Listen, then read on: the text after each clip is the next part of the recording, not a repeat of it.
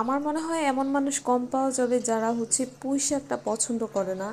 কেন জানি আমার এটা অনেক বেশি ফেভারেট। তো আব্বুকে বলছে অনেকদিন ধরে আমি পুঁই শাক ভাজিটা খাচ্ছি না, এই জন্য পুঁই শাক নিয়ে আসতে বললাম।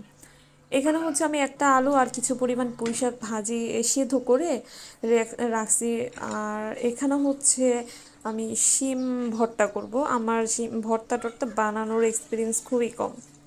তো আমি চাচ্ছি আজকে একটু শিম ভর্তা করব। এখানে আমি কিছু পরিমাণ লবণ দিয়ে আমি শিমগুলো সিদ্ধ করে নিচ্ছি।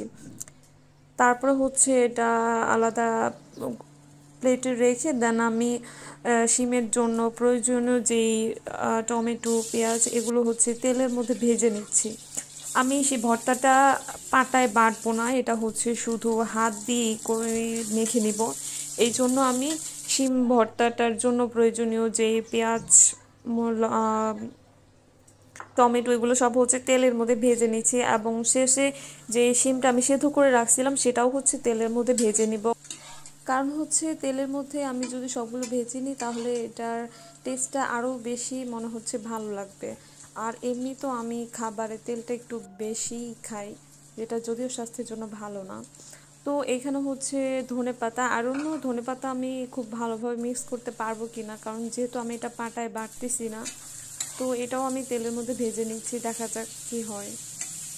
এই তো আমার সবগুলো ভর্তার জন্য সবগুলো ইনগ্রেডিয়েন্টস ভেজে নিচ্ছি। আর এখানে হচ্ছে সব রেডি।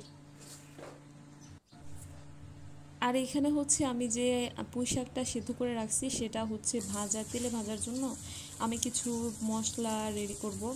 এখানে তেলে আমি পেঁয়াজ, মরিচ, টমেটো, হলুদ আর হচ্ছে কিছু রসুন অ্যাড করব। এই মশলাটা একটু ভালো করে কিছুক্ষণ ভাজি করা লাগবে, আর মানে তেলে এটা খুব মিক্স করা লাগবে আর কিছুক্ষণ ধরে, কারণ হচ্ছে না হয় এটা কাঁচা কাঁচা একটা স্মেল আসবে। তো এরপর হচ্ছে পুঁই শাকটা ভালো করে তেলের মধ্যে বেশ কিছুক্ষণ ভাজবো, যাতে করে পাংশা ভাবটা না থাকে। এই তো রেডি আমার পুঁই শাক ভাজি, দেখা যাক খেতে কি পরিমাণ টেস্ট হয়।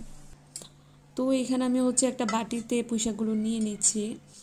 আর এখানে হচ্ছে ভর্তার জন্য যে ইনগ্রেডিয়েন্টসগুলো আমি রেডি করছি সেগুলো হাত দিয়ে মেখে নিচ্ছি। টমেটোটা একটু কম সিদ্ধ হয়েছে, আই থিঙ্ক এটা আর একটু ভাজা উচিত ছিল।